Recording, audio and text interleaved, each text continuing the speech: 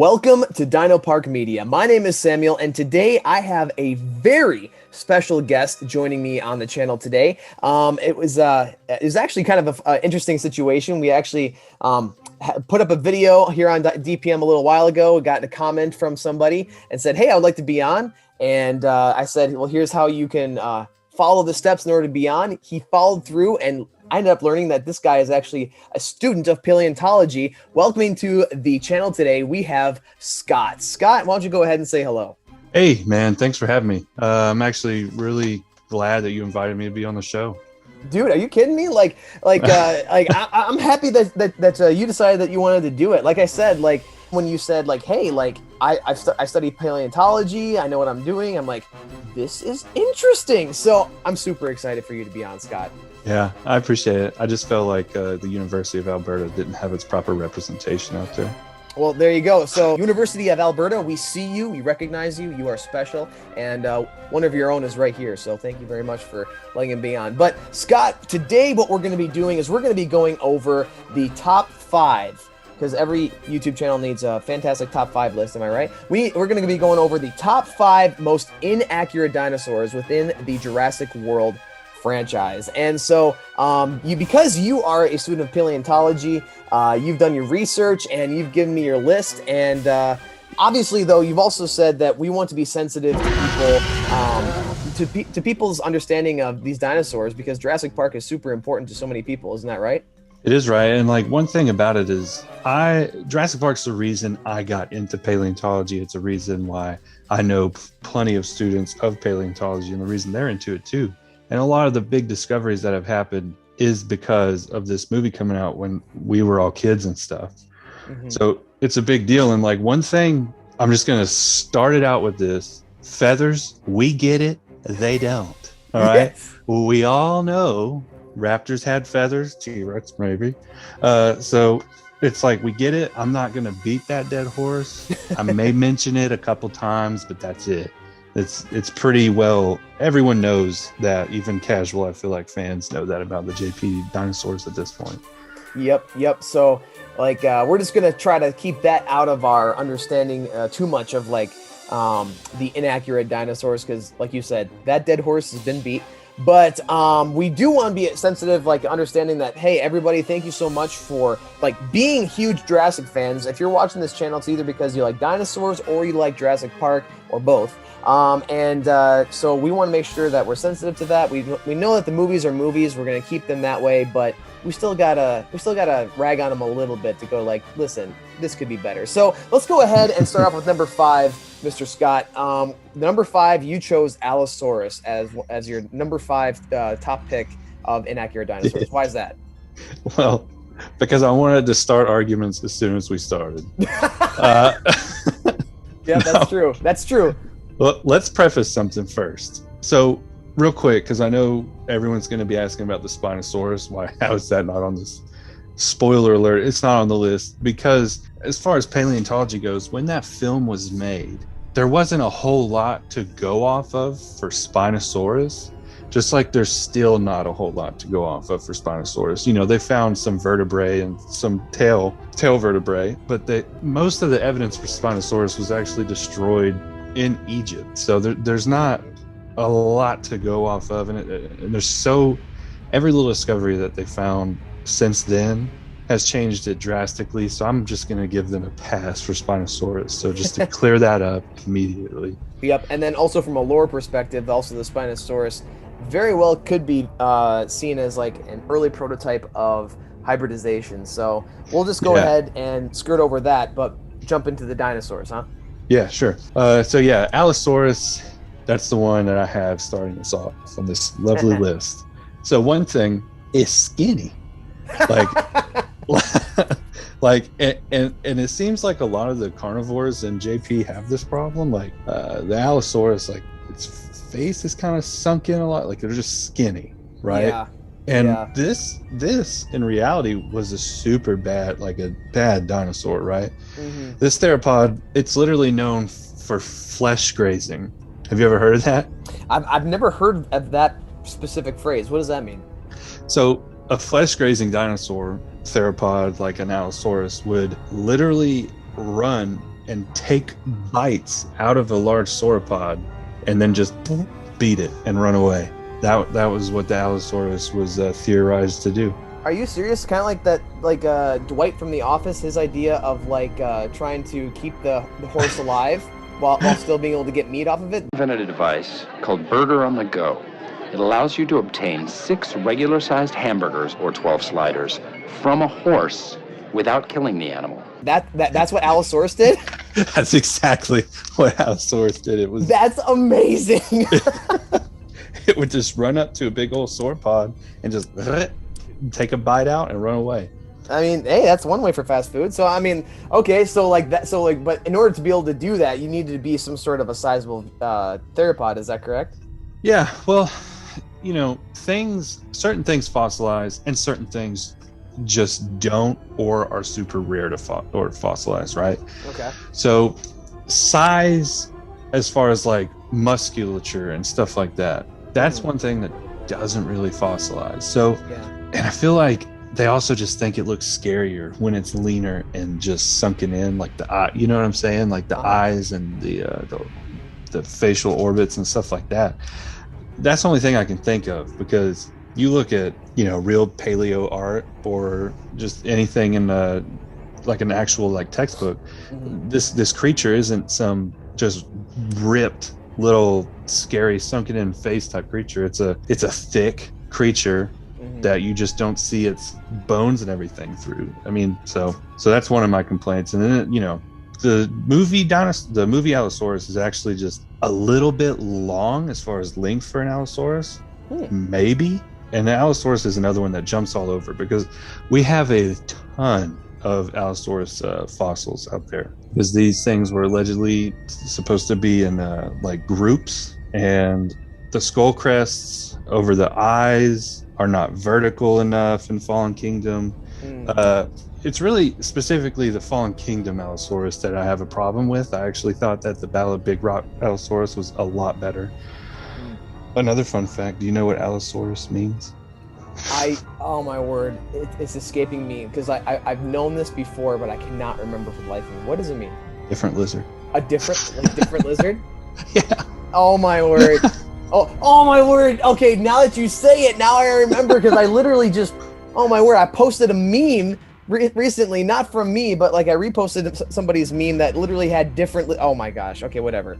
Okay, well that just goes for me being not being smart at all. But like it's a little ironic too, because if you look at the Fallen Kingdom to the Battle at Big Rock model, like it's supposed to be juvenile to now adult. It's actually supposed to be the same dinosaur, but like it does look different. Like you said, the facial plates, like they look like they're different sized and even pointier in Battle at Big Rock. Yeah. It they are. So, you know, it is a truly fascinating dinosaur. And one of the reasons is because we have so many fossils of it. There's been literal bone beds of this thing found. So there's a lot of information on it out there. And so when it comes to dinosaurs that we know a lot about, that's when I'm going to be harder on the movie, right? So if there's something that we don't know a lot about, i.e. Spinosaurus, and they kind of take liberties with it, that's when I'm going to give them like an okay pass. Yeah, but when it comes to something that we've got plenty of fossil evidence in order to be able to create somewhat of an accurate depiction, like you're going to bring the hammer down, right? And so that actually leads us into our next dinosaur, which I thought was pretty interesting that you brought into the top 5 inaccurate dinosaurs, the T-Rex, the Tyrannosaurus Rex. That's number 4 for you. Can you explain to me why that is? Yeah, this one hurts, right? Because the T-Rex from JP is probably the reason I fell in love with dinosaurs in the first place and started this life down paleontology, right? It's iconic. Yeah, absolutely. It just seems like, and I don't know if you just read like some articles that come out about the T-Rex from time to time, but it seems like every year there's an article from a paleontologist that comes out and it just makes you go, oh man. Yeah, like recently apparently the T-Rex actually is slower than what we've ever understood it to what we've ever thought it was before. So like it's like what, 3.5 miles an hour for an average walking speed. Yeah. Yeah. That was the... Okay. Let's talk about one thing, and that is, it seems like there's a study that comes out literally every other year about the T-Rex's running / walking speed, and it's always a different. So what'll happen is there'll be another one come out a couple years from now, and it'll be paleontologist blah blah et al. And it'll be, oh, it turns out it was actually much faster than we thought. It can now run 15 to 20 miles an hour. You know, so we'll see, because all that is putting simulations through a computer that depend on what you put in there. So I'm not going to speak too much in the whole that part of paleontology, because I'm not there. So okay. As far as the T-Rex goes, that's another thing. Feathers. All right. But there is no trace fossil evidence from T-Rex to show feathers. However, here's the however. Here it is. It has cousins that are very closely related, and it is highly likely that T-Rex had at least some sort of feathering on it. Like, have you ever heard of like a dialong? It's a Tyrannosaurus. It's a Chinese Tyrannosaurus, and it was actually found and it has feathering, and it is super closely related to the Tyrannosaurus Rex. Also, Eutyrannus had feathers. And some of the counter arguments you hear about, oh, T-Rex didn't have feathers because the smaller Tyrannosaurs, they needed it for insulation. Well, size, feathers, insulation don't necessarily go together all the time. So the problem is that maybe it had feathers, maybe it didn't. Okay. Until we actually find Tyrannosaurus Rex fossil trace fossil evidence, then in my heart, he's not fully feathered. Okay. All right. But as far as like size goes, they actually get him pretty good, pretty well close in the films.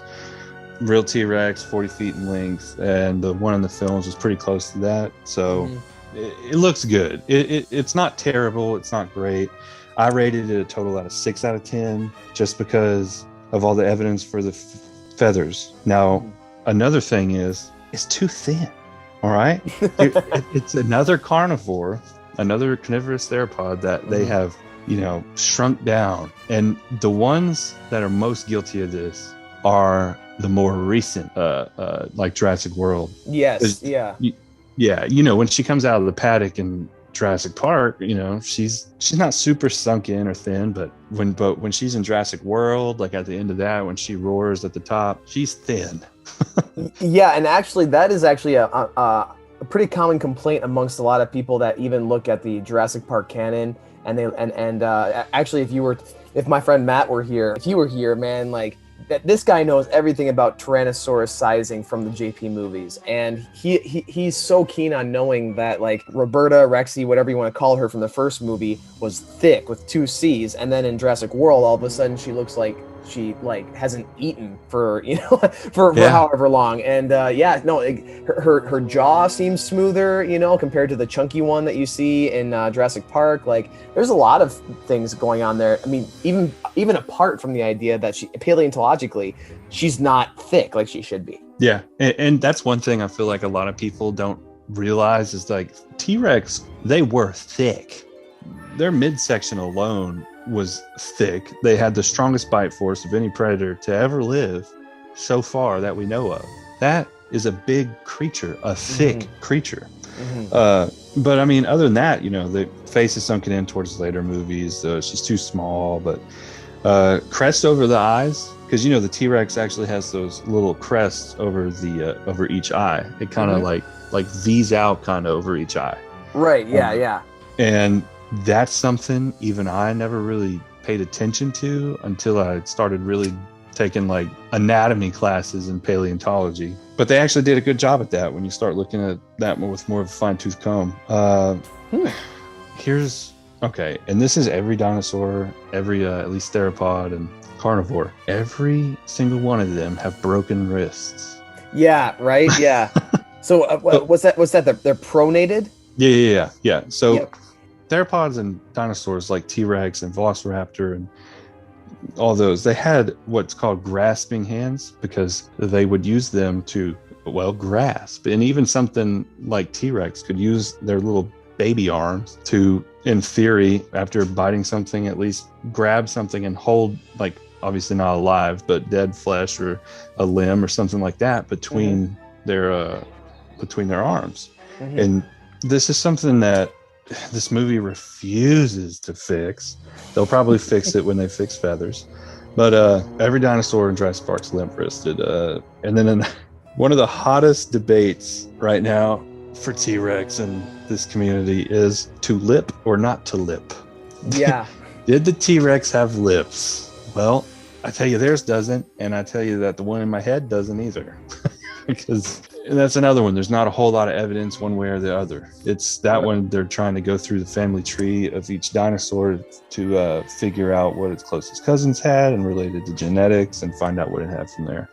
Right. Also, everyone knows this, but I have to say it. Vision, it had great vision. All right. Yeah. If you didn't move, it would still be able to see you. And like, you know, some of these things, like, you know, you say out loud and you're just like, everyone knows this, bro. But it's true. Like, that's the fandom that this is, right? That is what Jurassic Park has started in all of us.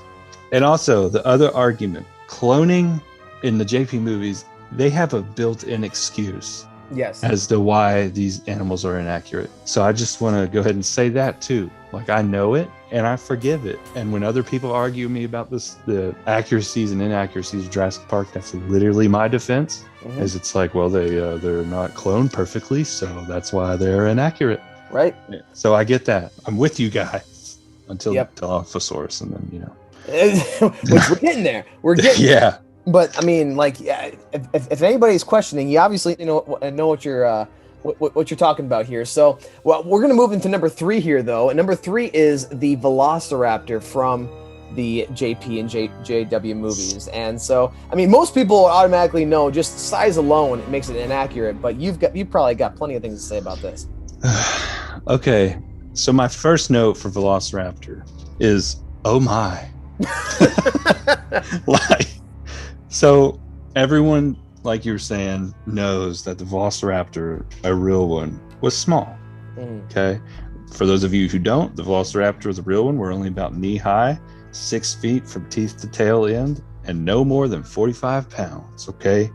That is a real Velociraptor. Cute little house pet right there. Yes. Lovely. Basically a German Shepherd. Right. So the JP Raptors are, in my mind, a mix between something of like a Deinonychus or Deinonychus, depending on how you say it. I don't know if he says it the second way, but okay. I've heard it, man. Okay. All right. I've heard it. And a Utah raptor. So, just for some size comparisons here, the Deinonychus is hip height is about 3 feet and has a length of 11 feet. So if you put the hip height at about 3 feet, right, then standing the way they stand in JP, pretty close, I would say, to what those raptors are in that movie. And if I'm not mistaken, Michael Crichton actually had based the design of them off of Deinonychus, and then changed it because Velociraptor sounds cooler. I believe that's true. Yes, I've heard that as well. Yes, or at least I've heard it, so I know it's true. Probably. Exactly. Yes, we're gonna claim it as fact right now. Yeah, absolutely. JP fact. And that's a fact. Yes.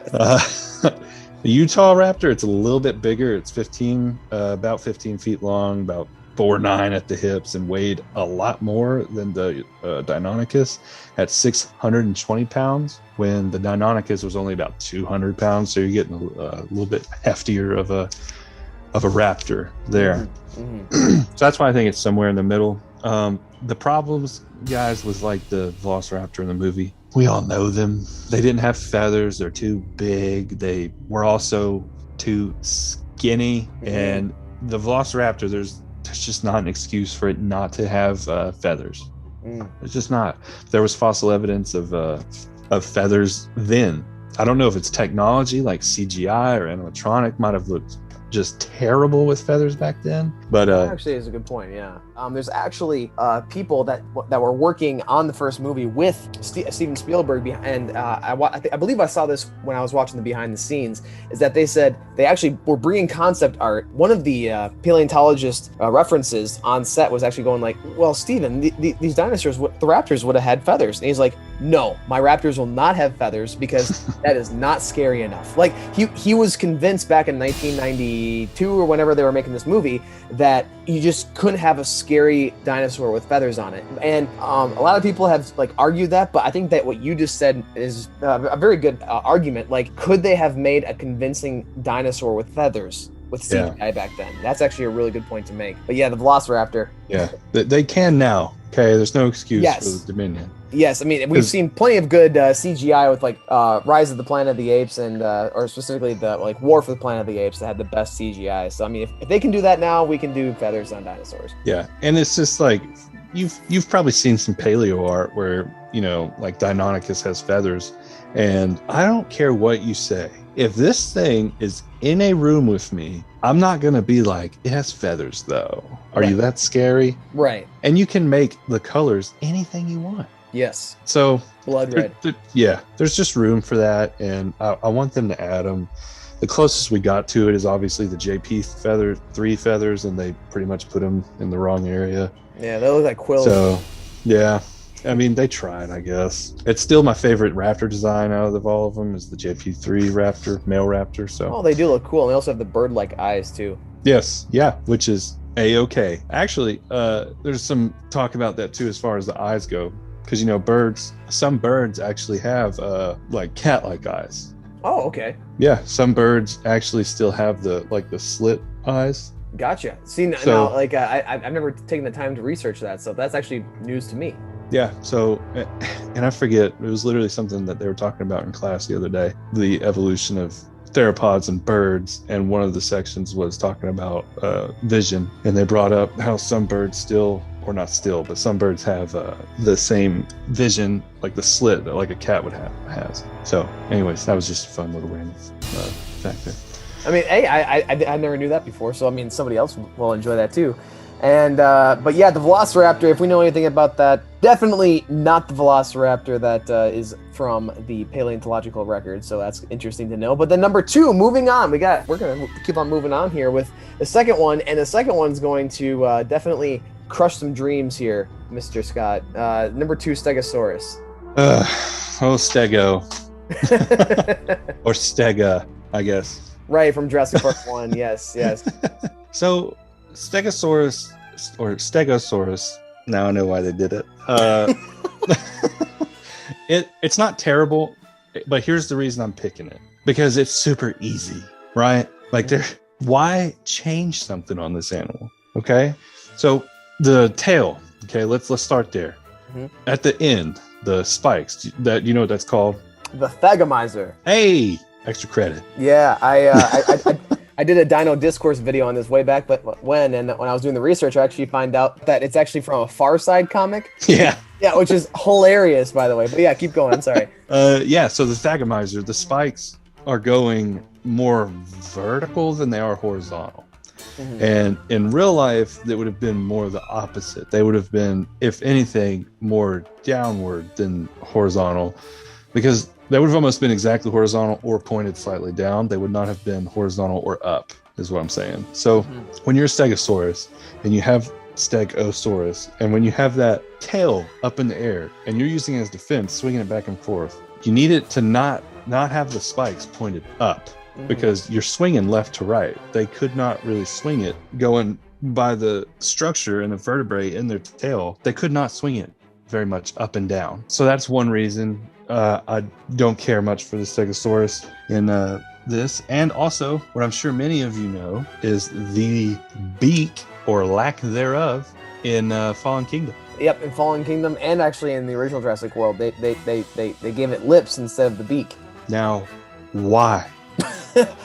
Like, we don't know, because in the Lost World it had a beak. It did, yeah, because we actually rewatched that the other day, and I'm sitting there waiting to tear this thing apart, and it walked across the screen with beaks. And I'm like, well, okay. So that one's good. So what's your excuse, Jurassic World? Well, that's exactly my point, and that's what irritates me about like the Stegosaurus so much, is there's no reason.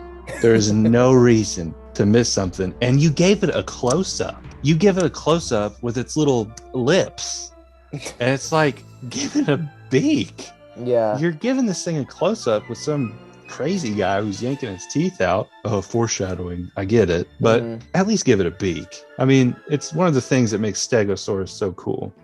In my opinion. And iconic, absolutely. I mean, it's little tiny head with the beak is really what gives like that Stegosaurus kind of like a funny look to it, because it's such a tank in the back. You know, it's a huge hulking dinosaur with giant plates along its back, and then it's got the thagomizer on its tail, and then its little tiny head with a beak on the end. It's so interesting to look at, and the lips are just a little weird.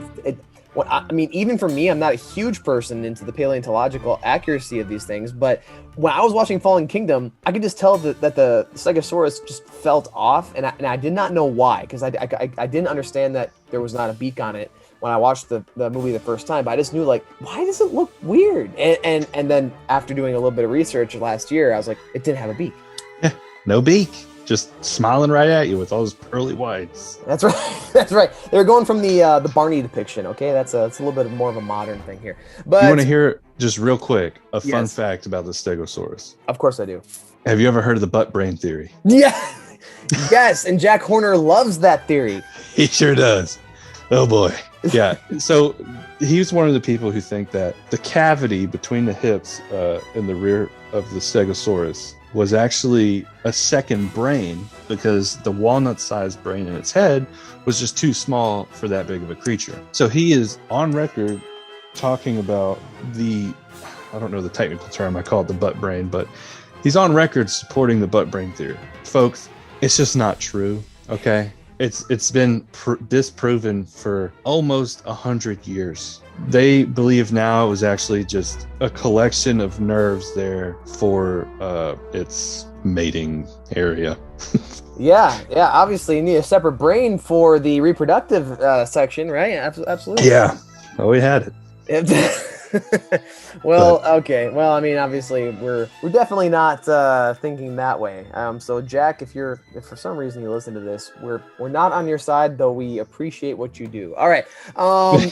Yeah. But so yeah, the Stegosaurus definitely has its issues, but I definitely thought that was an interesting choice. But number one, and I think that this one I agree with the most in our top 5 inaccurate dinosaurs list, is the Dilophosaurus from Jurassic Park 1. And there's a whole litany of things that you can say about this, but I'm just going to let you take it because I'm interested in what you have to say here. All right. So let me preface this real quick by saying Dilophosaurus is literally my second favorite dinosaur. And it started from Jurassic Park. Like, I saw it on theaters and I was like, what was that?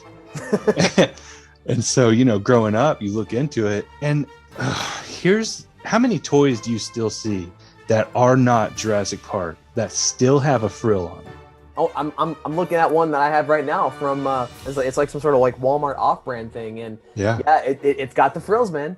It's got the frills. So my wife and I, my kid, we went to some dinosaur exhibit about a year ago in Nashville. We're walking through and it's supposed to be accurate. The Dilophosaurus they had on display had a frill. And I told my wife, we wasted our money. Like, because of the Dilophosaurus. So here's something. The first note I wrote on Dilophosaurus: "Hi, I'm Snake." So Steven Spielberg went with the spitting cobra frill. We get it. All right. I'm not going to beat that one in the horse. I'm not going to beat that one. I'm sorry. That got me. That got me good. I'm not going to tear it up too much for that, because I'm pretty certain that all the listeners know it did not have a frill and it did not spit venom. Yep. Boom. That's out. Now let's pick it apart in other ways. So, fun fact. I'm sure that you know this. Do you know what Dilophosaurus stands for? Oh, shoot. Once again, I knew it, but I can't think of it right now. My favorite part of this is putting the host on the spot. Yep. And you have definitely done that twice now, my friend. So Dilophosaurus means what now? Two-crested lizard. Dang, nabbit, for crying out loud. I knew it. Two-crested lizard. Yep, that stands to reason why that. You're like, hey, Scott, it was fun having you on the show. Anyways. Yeah, right. So, something about the Dilophosaurus. It's an early Jurassic theropod dating to around 193 million years ago. Now, I'm not going to ask you, but the Dilophosaurus was discovered in Arizona in 1940. Now, something else a lot of people know, Dilophosaurus was not a small creature. I'm willing to live with the excuse that it was a juvenile. All right, so we'll give it a pass there. Okay, not gonna pick it on that. It's a juvenile. Now, what is wrong? What is wrong about the Dilophosaurus? The jaw is completely wrong. The crest is wrong.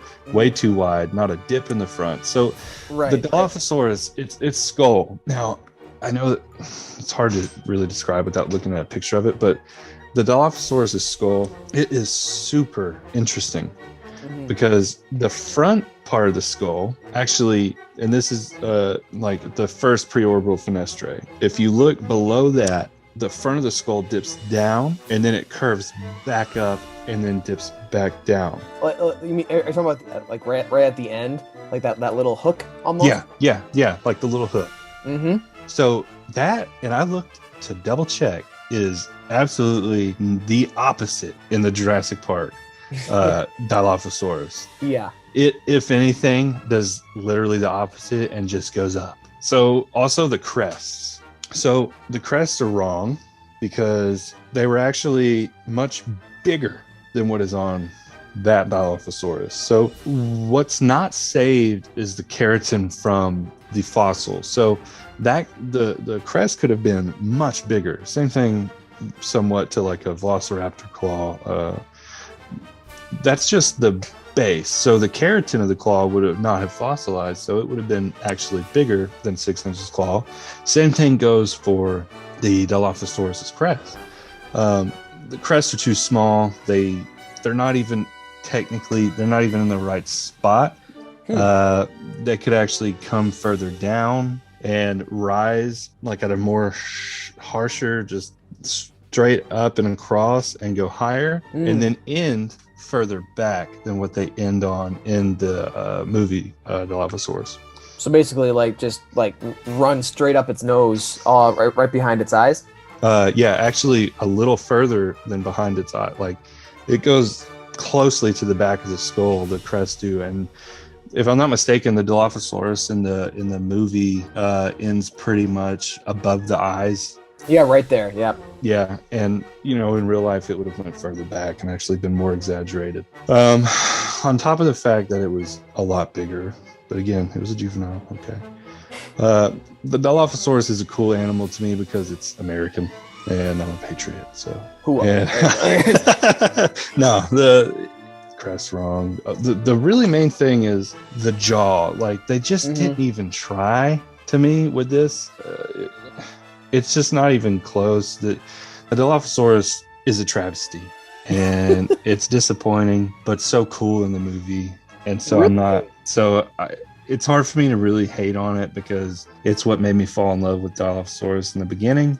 And then my love for it just grew when I was basically discovering a whole new animal. So I mean, it is such a great animal in the movies, and remember, it was a juvenile, so like it definitely takes away the fact that actually if it would have been fully grown, it would have been extremely accurate because the younger juvenile actually the crests were still growing, so they're going to come back around to the back of the skull. It was actually still growing into its bite, so the hook would have come into it, and then also the frills would have fallen off, and then its venom would have dried up. So honestly, by the time that became fully grown, it would have been extremely accurate. Oh my god! now I'm just blowing stuff out of my butt, but. You sold me on it though. I'm over here like, oh, you may be on something. Yeah, that's how much I like it, right? Because I'm yeah, Jurassic Park really was right. Yeah, I don't care what you say, Professor. Yeah, oh my word. But dude, like you obviously know what you're talking about, and the Dilophosaurus, 100%. It's one of those well-loved dinosaurs that people understand. We know it's not accurate, but we still want it back, and people want it back in Jurassic World Dominion. I really hope that Colin definitely throws that in there. If I'm honest, I think that he will. But Scott, thank you so much for joining us today. That's unfortunately all the time that we had for today. But then again, we did get through our top 5 dinosaurs and top 5 most inaccurate dinosaurs. So that was. Honestly, that was a very interesting list. I definitely learned something. And before we go here, Scott, is there any last words that you want to say? We all love Jurassic Park. We all love dinosaurs. That's why we're here. I wouldn't be where I was without it, and you wouldn't be making this if it wasn't for Jurassic Park and your love for it. Yeah. And it's a great community. I'm super happy to be a part of it, and thank you very much for having me on. Of course, man. Scott, I appreciate your humility, and I really appreciate you sharing your knowledge with us today on the channel. And so, guys, make sure to put in the comment section your love for Scott, and then also, what do you think are your personal top 5 most inaccurate dinosaurs according to you? Put that as most inaccurate top 5 dinosaurs in the comment section below with your thoughts. And guys, also, if you enjoyed this content and you want to see more dinosaur content, please subscribe to Dino Park Media. It helps us a lot. We're on our way to 1,000 subscribers. We are climbing the ladder here. We want to make sure that we can continue to put out some great content for you guys. And guys, before we head out, have a great rest of your day and know you are loved.